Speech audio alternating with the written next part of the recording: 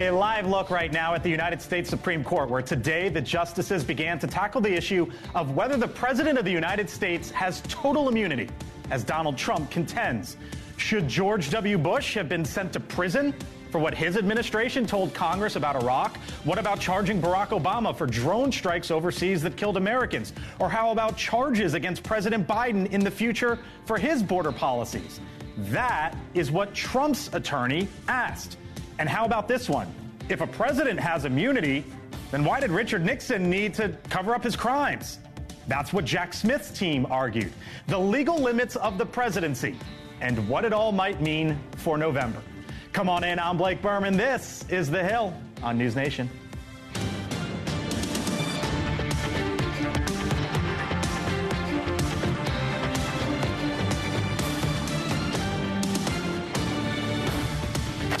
All right, hello. Here we go. Hanging out with us today, Chris Hahn, former senior aide to Chuck Schumer, NewsNation contributor as well. Amisha Cross, former Obama campaign advisor and a Democratic strategist. Bob Cusack, editor-in-chief of The Hill. And Mick Mulvaney, former Trump White House chief of staff, NewsNation contributor. Hello to you all. Nice to have you in. How about those titles, huh? Yeah. Who am I sitting next to you? Good to have you all in. May Mailman, by the way, former Trump White House attorney, is going to be joining us here shortly. But I think this really breaks down to what we saw in the Supreme Court today, the long term and the short term. We'll get to the short term in a second. But the long term, Mick, essentially are those questions that were laid out by the Trump team, and then, or by the Trump attorney, and then laid out by Jack Smith's the attorney who represented Jack Smith. So what about this? Essentially this idea of when and if a president can be imprisoned. I mean, they're great questions, which you would expect from an argument before the United States Supreme Court. In fact, if you can't get good questions and good debate there, you're just not going to have any. My guess is, and it's an educated guess, is that the court is going to be trying to find a way to come to some sort of unanimity. And it may come down like this, that anything the president does while he's in office, he would be immune from prosecution for. But anything he does that's either outside the scope of that office or after he's in office, he is not immune for. A president cannot... Isn't that total immunity, essentially? A president cannot be totally immune forever for everything. You just can't. I mean, because the question then becomes, okay, what if you kill somebody 10 years after you leave office? Does that mean you're immune from that? That can't be the result here. So my guess is, as we mentioned, 6 months ago, that we thought, remember the case about Trump being on the ballot in Colorado? 9-0, right? We said, would it be nice if there'd be a 9-0 ruling in favor of Donald Trump there and a 9-0 ruling against Donald Trump here to sort of establish the bipartisanship or the nonpartisanship of the court, and I think that's what they're trying to get to. What'd you make of what we heard from the high court today? I think look, I agree with you. I think it's got to be a 9-0 decision, right? You don't want to have this be a more divisive thing coming out of the Supreme Court. I agree with Mick. There are limits to presidential immunity. He cannot be ruled totally immune, and quite frankly, nobody wants that, and we have a lot of strict constructionists on the court who have to look back to the founders, and we know how the founders felt about dictators and monarchs, and they're not going to create one now through their ruling. So there's going to have to be, it's going to get punted back to another court. There will be a delay. They're going to have to say, should the president have been immune in this situation? I think the answer to that is a resounding no. Okay. And I think, though, that it's going to take some time to get to that, and it's going to get way past the election. All right, May Mailman, come on in. Former Trump White House attorney, friend of the show as well. May, good to see you as always. Thanks for being back with us here on The Hill. May's also the director of the Independent Women's Law Center. Okay, so you heard some of those questions that were outlined today. Well, would you have gone after Obama? Would you have gone after Bush? Can you go after Biden in the future? Or why did Nixon need to cover up his crimes? What did you make of the arguments, and where do you think the justices are moving? So I don't see a 9-0 decision, actually. I see this much more as a 5-4. And I do think that the justices are going to cut back on what the D.C. Circuit said. So the D.C. Circuit basically said that presidents can be prosecuted for their official acts if they violate the law. And the Trump attorneys said, both a consequentialist argument, like that's not going to end well, but then also pointed to a lot of separation of powers concerns. And the thing is that Jack Smith's attorney actually agreed with some of those separation of powers concerns.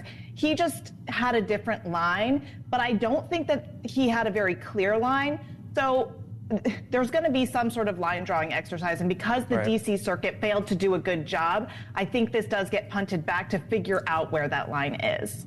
Okay, so if this gets punted back, right, the key phrase there is punted, which means that this just goes on and on and on, and the court might not decide until July, the high court might not decide until July. Is that and that's really the short term, which I'm going to get to next, but is that sort of the timeline that we're looking at here?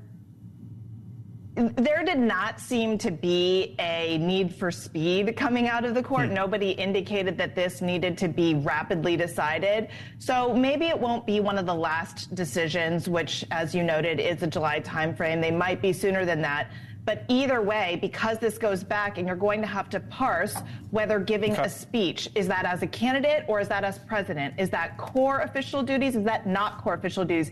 Because you're going to have to parse everything that he did. Even if it gets punted back sometime soon, it's still going to take a long time to figure out. And because delay is the name of the game here, I do think that this is a win for Trump. So there you go. That sort of teased me up. I just heard May say punt a couple times, no need for speed and delay.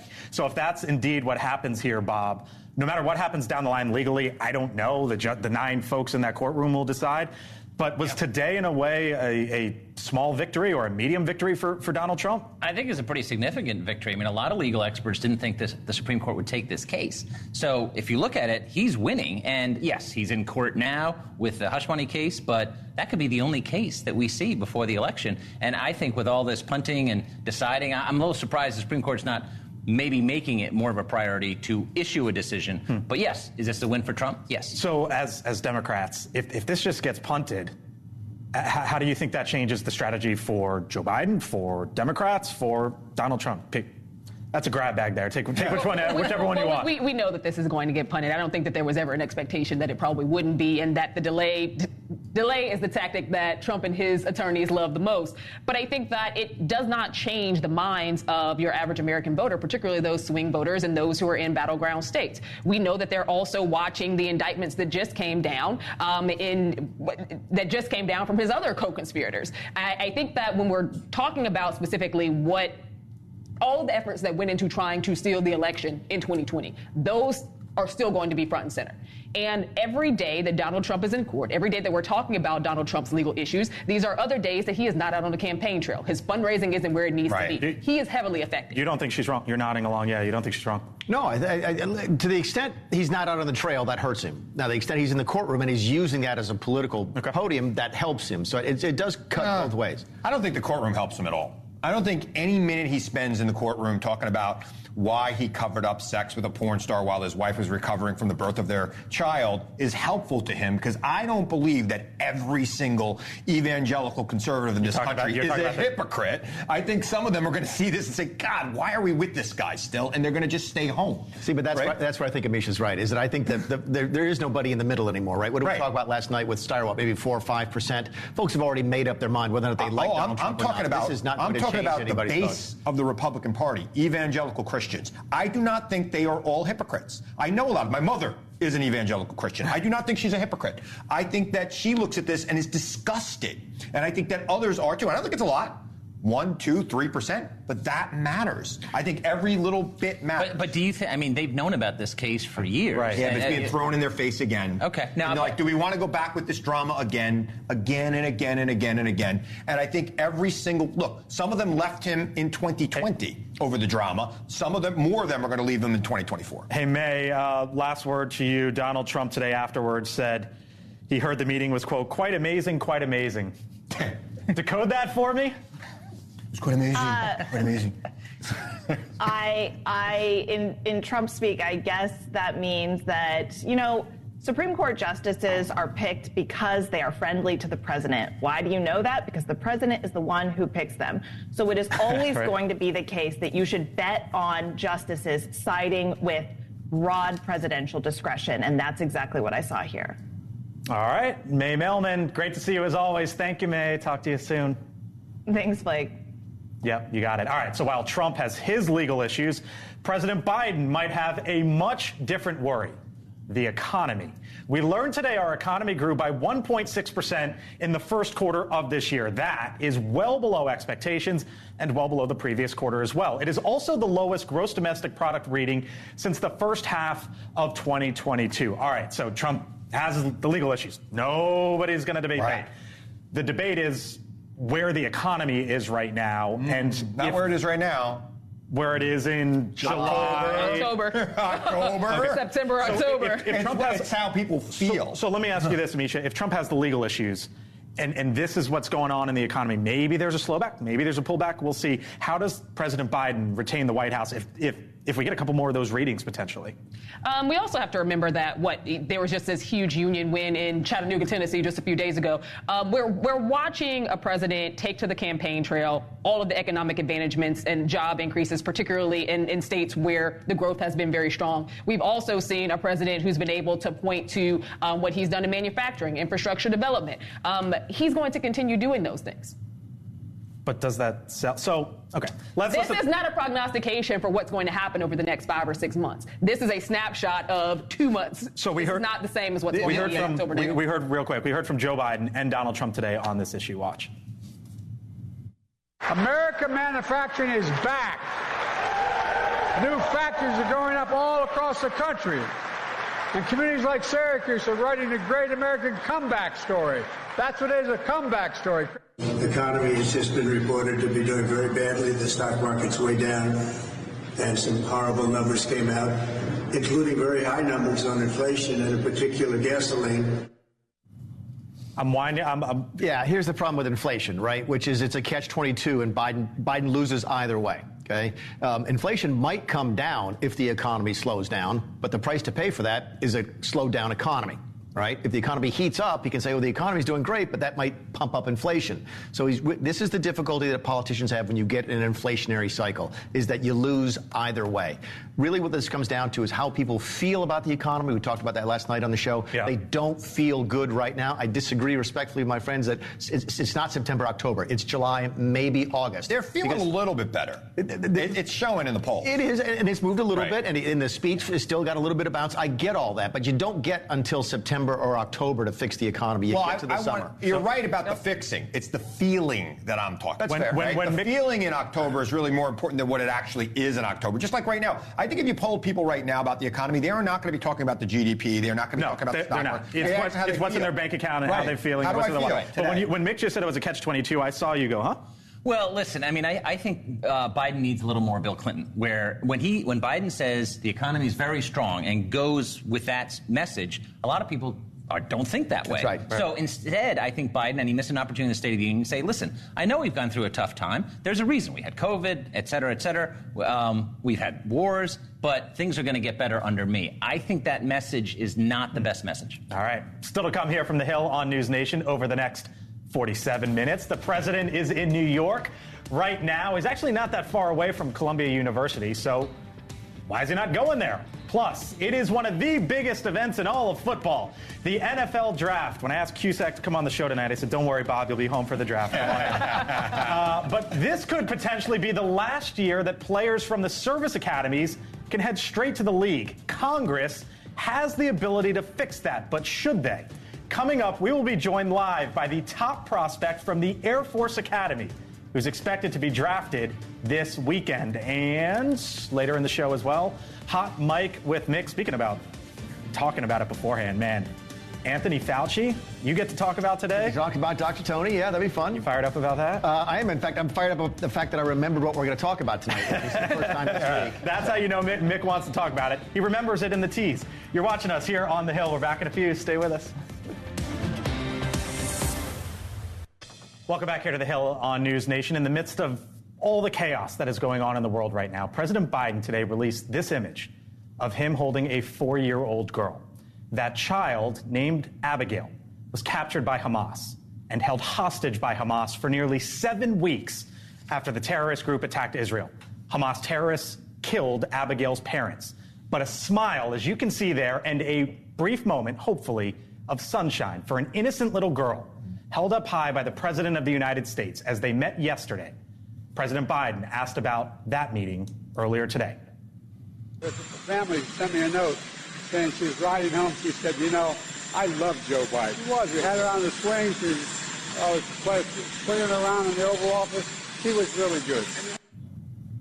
Hamas held that little girl, 4 years old, hostage for nearly 7 weeks after murdering her parents.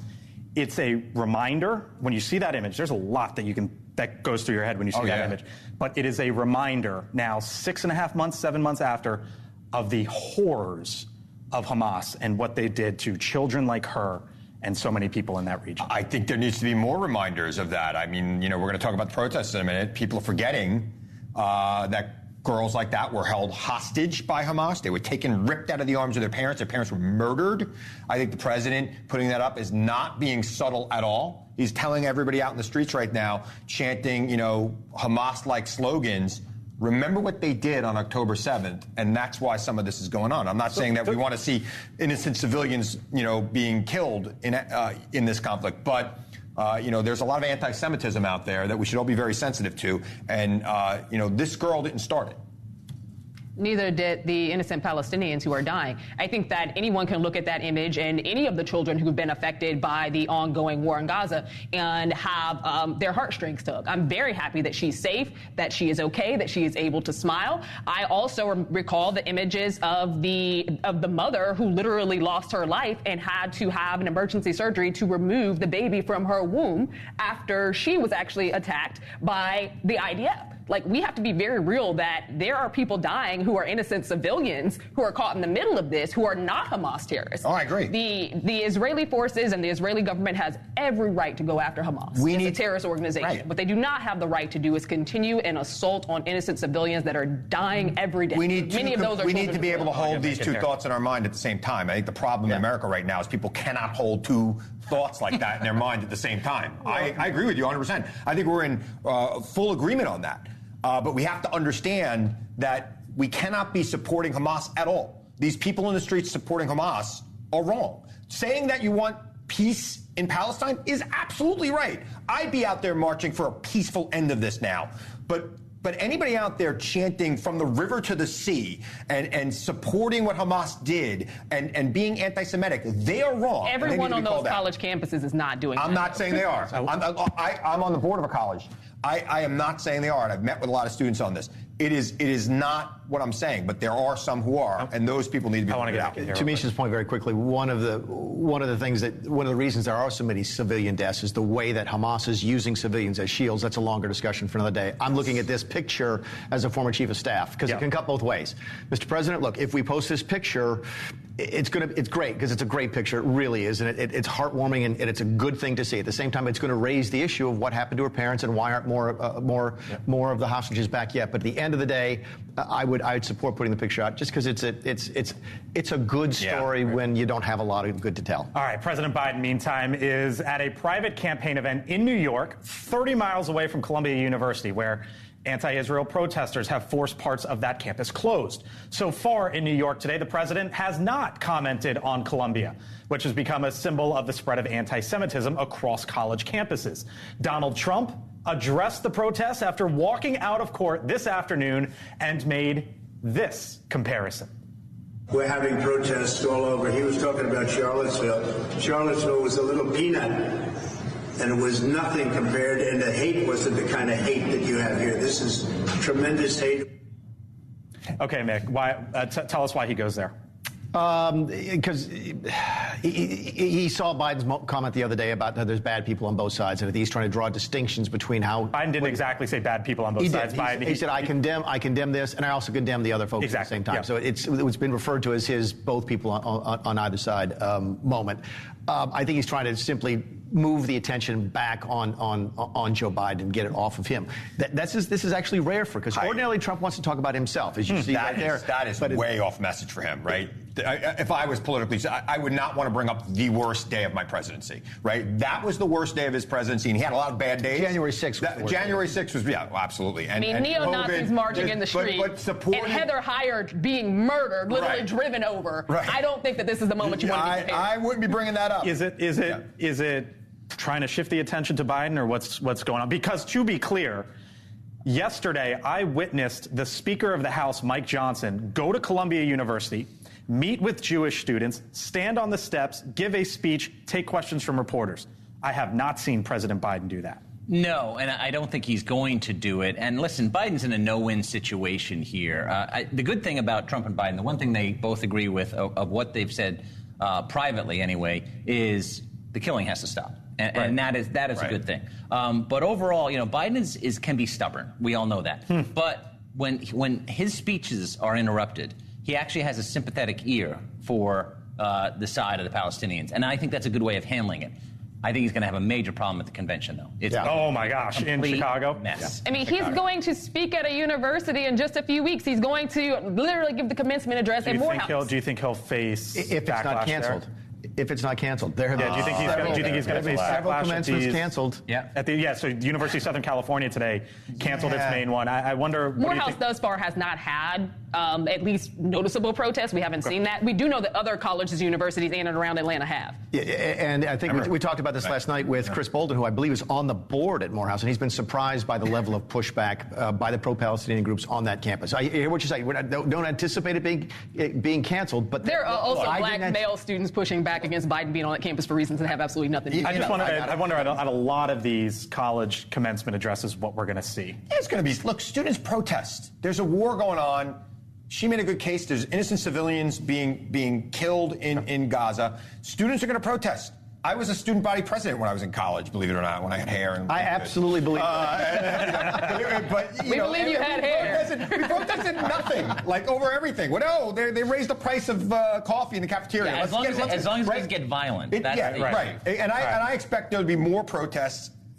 President Biden is not the chairman of the board of Columbia University. Neither is Speaker Johnson. They have their own board. They can make their own decisions about what goes on there. All this call, why isn't he speaking there? Why is he going there? That's nonsense. It's political BS, in my opinion. I'm on a college board. These are very difficult decisions for people on college campuses. They don't need outside agitators like Speaker Johnson coming onto campus and making it worse, which is what he's doing. We've heard from Johnson. We've heard from Trump. We haven't heard from Biden. I would just... Biden has addressed it globally. He's not going to talk specifically about Columbia University. Why? Okay, got to move on here. Still much more ahead here on The Hill. The NFL Draft takes center stage in the sports world for the next few days. As it stands right now, it is the last year that service academy players can go directly to the league. Congress allowed that to happen. But should that be a permanent move? On the other side of the break, we will speak with Trey Taylor. He is the top prospect from the Air Force Academy. He's hoping to hear his name called this weekend. It's probably going to happen over the weekend. So what does he think should happen next? You're watching The Hill here on NewsNation. Back in a few. All right, welcome back here to The Hill on NewsNation. So a congressional hearing in 2017 that should have been a relatively non-event ended up going viral, and it has now paid off, at least for one person. You see that sign there in the background? It says buy Bitcoin. That sign was seen behind the then Fed chair, Janet Yellen, in that 2017 congressional committee meeting. It has now been sold at auction for, get this, 16 Bitcoin.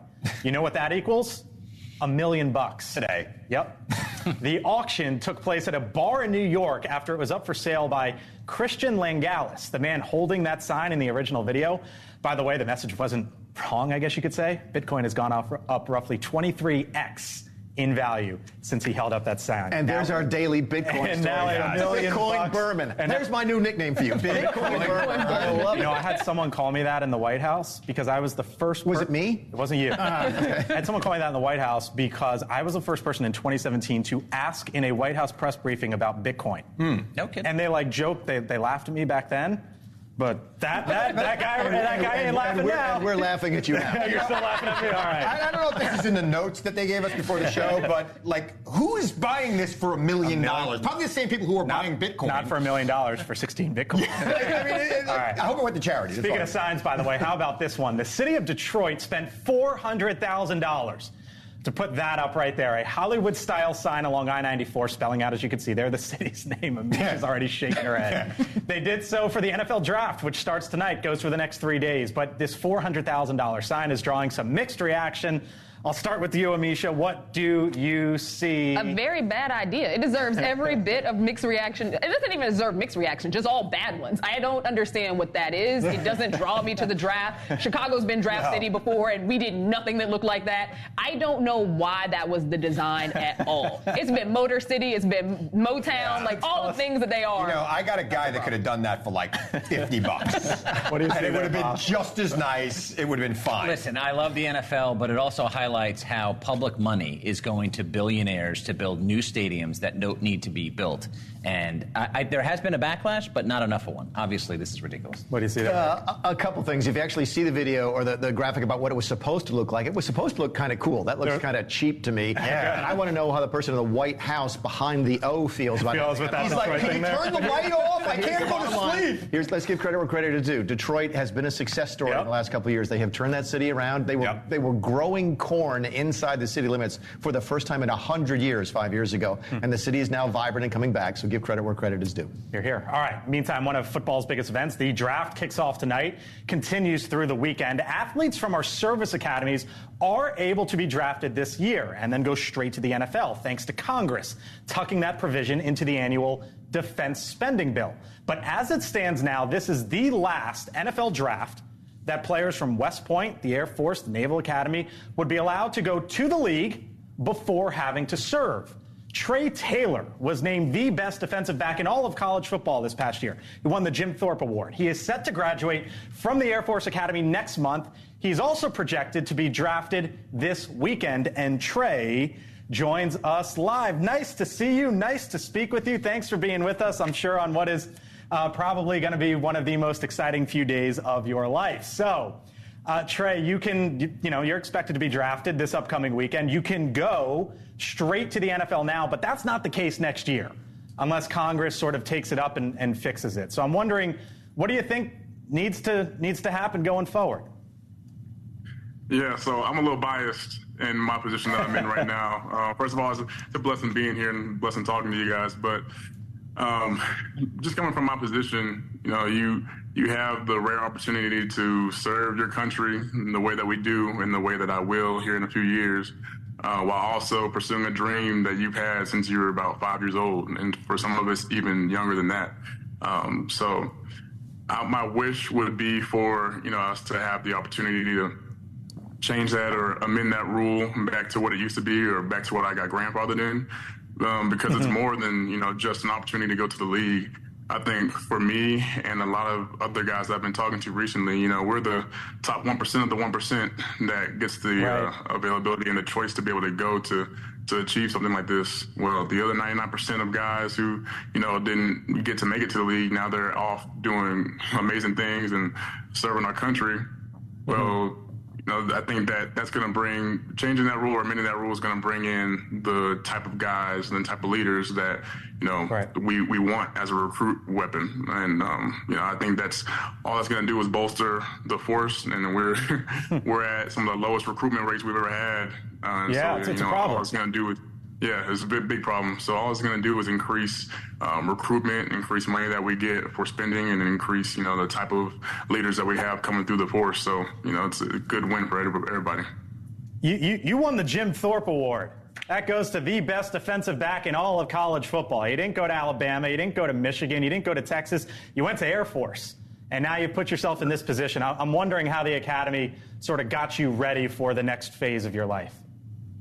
Yeah, the Academy is not easy by any means. And for a lot of people, it doesn't fit their lifestyle. But, I think that once you adapt to that culture and adapt to the people who you're around and adapt to what the Air Force needs, you have a really good chance of being successful and achieving what you want to do at the Academy. What do you plan on doing? What do you plan on doing with the rest of your life, Trey? I mean, obviously, there's service in your future. There's professional football in your future. But as you sit here and get ready to graduate, I'm wondering sort of how you envision your professional career going forward. Yeah, I consider it. I want to play for as long as I possibly can. I want to grow old playing the sport, but at the same time, I'm going to be an acquisitions officer the day that I'm done with playing football, and after that, not really exactly sure what I want to do yet. But the thought process is I want to do something big, I want to change the world in some way. And I feel like that's going to be sort of in where I feel like I fit in the government. And so I feel like I'm a really good speaker. I can talk to whoever's in the room. Yeah, I'm good at communicating. And I feel like that would be a good role for me. So, something where I can speak and get people to hear. Well, if you get a Ravens hat or a Commanders hat this weekend, come on and visit us here in Washington. Trey Taylor, Air Force Academy Jim Thorpe Award winner, expected to be drafted here in the upcoming days. Best of luck, Trey. Thank you, sir. Thank you guys for having me. Yep, of course. So this is fascinating on a lot of levels, right? You see an incredible young man there. But Congress had to jump in, Bob, to allow him to go straight to the NFL. Wasn't that way for Roger Staubach, who went to the Vietnam War and then served and then won, like 4 or 5 Super Bowls with the Cowboys. So that's sort of the dynamic that Congress, I guess, wrestles with. Yeah, and as you know, Blake, once Congress does something one year, unless it gets very controversial, they'll probably do it the following year. So do you think Congress is just going to continue to step in? I think so, and I thought it was a great point that he raised about recruitment levels. Yeah. This country needs to work on that, so every little bit helps. Oh, he's going to be a walking billboard, right? Fantastic. We actually talked about this in the White House when I was there, and you don't actually need an act of Congress. The military academies, the Pentagon could get together and do this on their own, but they're torn, and rightly so, because this argument is a good one, that these young men and women are going to go out there and be really good advertisements for it's the very best of the best, and it helps in recruiting. That's true, but they also have an interest in making sure that everybody who graduates is treated the same. So there's a really good discussion. Part of me wants to let the Pentagon make that decision and not the elected folks in Congress. I think I agree with that. Obviously, we want the best. We want a strong force. We recognize that these numbers have been going down for quite some time. And I do think that it helps to have individuals be basically the marketers for what the military could look like, because quite frankly, we don't have enough of that. When young people think military service at this point, they think of people getting out and being homeless. They think of people not being served well by the VA. They think of them not having the best returning citizen experience. So it makes it really hard.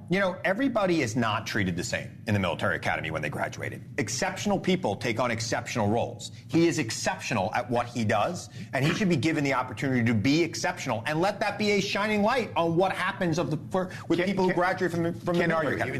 It's an excellent point. The question is, do you want the elected men and women in that building behind you to be making that decision? No, you're right about that. No, I agree. Or I can flip it back at you. Do you want the Pentagon making that decision too? In this particular circumstances, I would respect. Listen, I'm a big believer in civilian oversight of the military. That's not what this is about. My point is, I think the folks who run the organization know what's best for the long-term recruitment. It's a fascinating conversation, and part of the reason I'm glad that Trey joined us, and to hear directly from him, as he's one of the few who's in the middle of all this.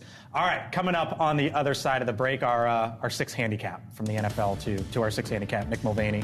Are you still 6? Is that no. Somewhere in there? Oh, 8.6. Okay, there you go. What you got coming up on the other side of the break? I've already forgotten. No, what are we doing? You told me you wanted to talk about Anthony Fauci. I didn't want to talk about Anthony Fauci. Leave him alone. We talked about South Carolina last night. I always forget when we do this. It's on the notes. So Anthony Fauci is going before Congress. Yep. Mick is not a fan, to say the least. Not. Hot mic with Mick on the other side of the break. It'll be hot by the time we get back, I promise.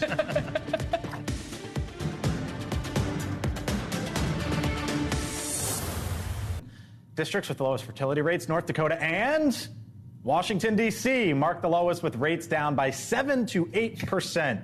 You take issue with the headline, with sort of the way this is being framed. Yeah, because fertility typically means that there are some reproductive issues that may be at play here. What is happening is that women are making conscious decisions, one, because of the cost of childcare, also because of student loan debt, also because of the rising cost of housing, to either put off having children until later, which means automatically you'll have fewer, or to not have them at all. So what you're saying also is, has the most single population in the country, so it makes sense that they also wouldn't have children. So what you're saying, it's the Democrats' fault.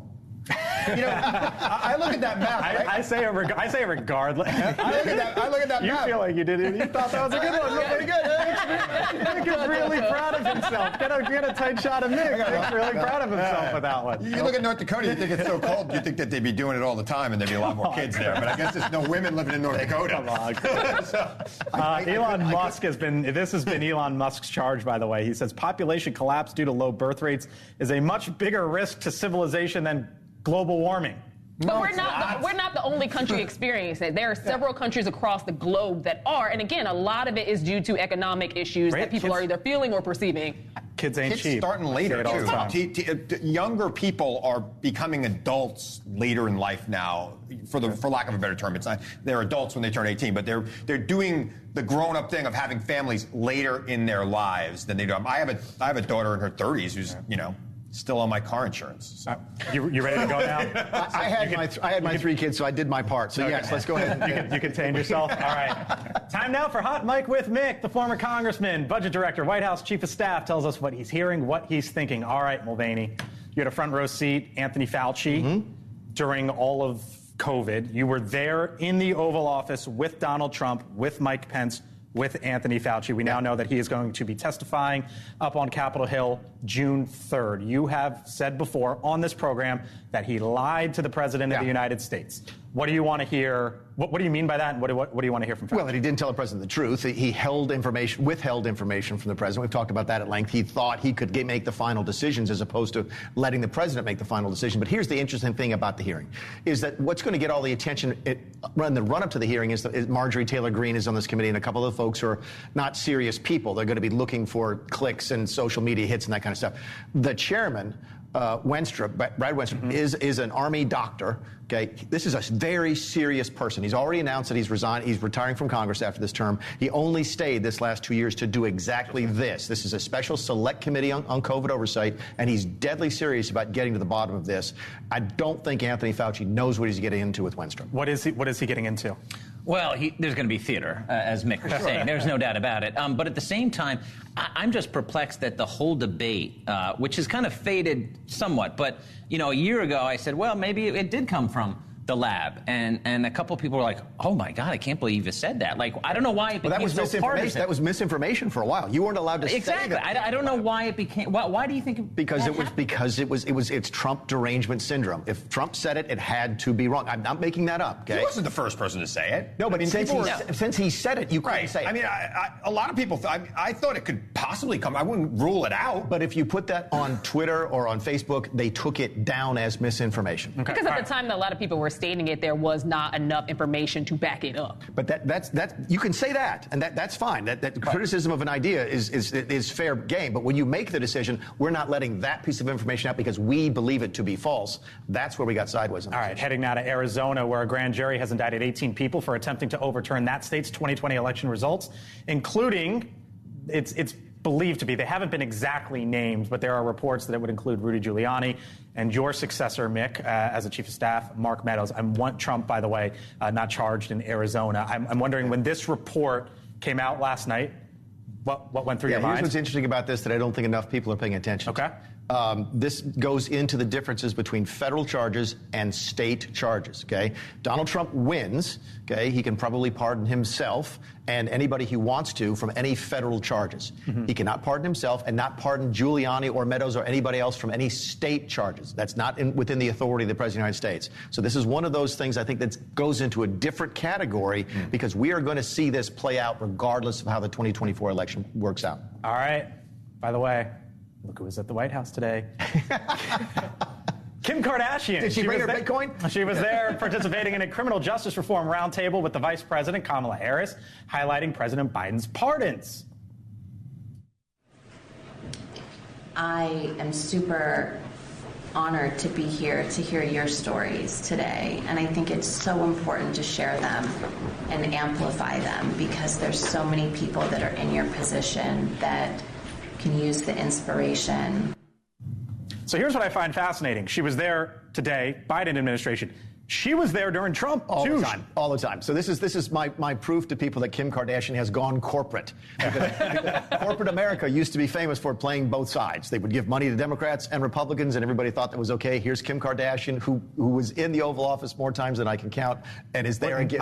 More times than you can count? Like she was there all frequently? I think she needed the publicity after what Taylor Swift did to her on that latest album. I don't know if you listened to it. I drove around with my 17-year-old for 2 hours listening to the entire album last week. I mean, good on Kim, though, for, there she is shaking hands with Trump. There she was today with the Vice President. I think part of this is a stretch for relevance outside of the social media and outside of the reality TV space, as well as her Skims line and all these other things. She is not a partisan. This doesn't surprise me. She has chosen that criminal justice reform is going to be the thing that she stakes her flag in. And I don't think it matters who's in office. And that may be why she was in the office when we were there for criminal justice reform, if my memory serves. Listen, I got absolutely no why. I got no problem. Yeah, he pardoned somebody that one of the things I give him credit for. He made a couple of pardons that were very relevant to her and to others in the criminal justice space. And it's a bipartisan issue. It passed under Trump, but it was a bipartisan bill. No problem with people using their celebrity for this type of stuff. That was Hot Mike with Mick. Coming up, a brand new report on what